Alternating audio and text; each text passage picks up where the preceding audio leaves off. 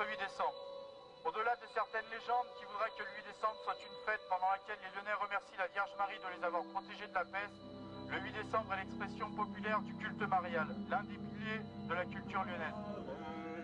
Notre 8 décembre. Si la lyonnitude a un lieu, une date pour prétendre à une réalité, c'est bien la montée au flambeau vers Fourvière, chaque 8 décembre donc. On grimpe en pénitent une des deux collines de la ville, celle qui prie, pour rendre grâce à la Vierge. Cette ascension, c'est celle d'une association d'identitaires, les Petits Lyonnais. Elle croise en montant une procession qui descend. C'est les identitaires, ils viennent prier Marie, donc on se réjouit de voir que d'autres prient Marie aussi, donc c'est une très bonne chose. Hein. Vous auriez pu rejoindre cette procession? Pour prier Marie, oui, bien sûr, je peux prier Marie avec d'autres. Hein. 4 ans maintenant que les identitaires ont récupéré cette tradition très spécifique de la culture locale, considérant que la fête des Lumières actuelle n'est plus qu'une chienlit mercantile, une foire commerciale spectaculaire, mais sans âme.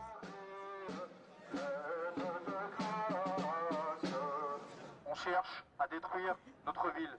On cherche à détruire notre culture. On la met à mal. Je pense que nous devons tous et toutes porter dans notre cœur Lyon, la Vierge Marie, le blason, ses couleurs.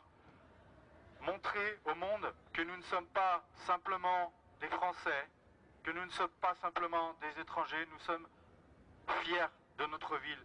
Nous sommes des Lyonnais avant tout. Alors je vais vous demander, s'il vous plaît, pour notre sainte protectrice, de répéter après moi. La marche, qui rassemble chaque année plus de monde, veille scrupuleusement à se prétendre apolitique. Les identitaires sont sourcilleux, ils ne sont pas un parti.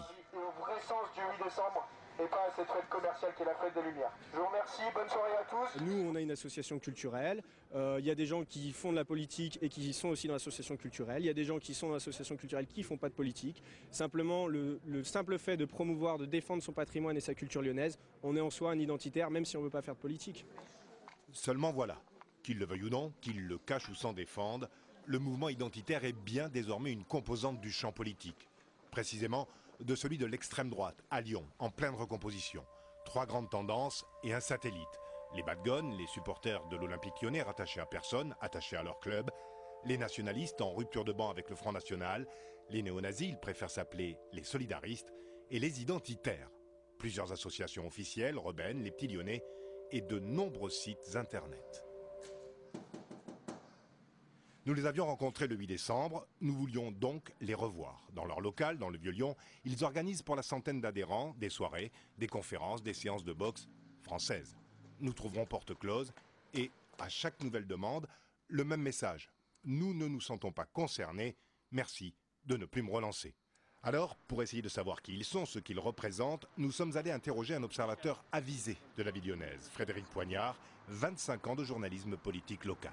Moi, c'est la première fois quand même que je vois des groupes constitués d'une telle importance et qui se donnent une visibilité dans la ville de Lyon avec une revendication identitaire d'extrême droite aussi forte. Jusqu'à présent, ça n'existait pas. Donc, avec des classes sociales aussi un peu différentes. Beaucoup de jeunes et très très jeunes, ce qui n'existait pas jusqu'à présent.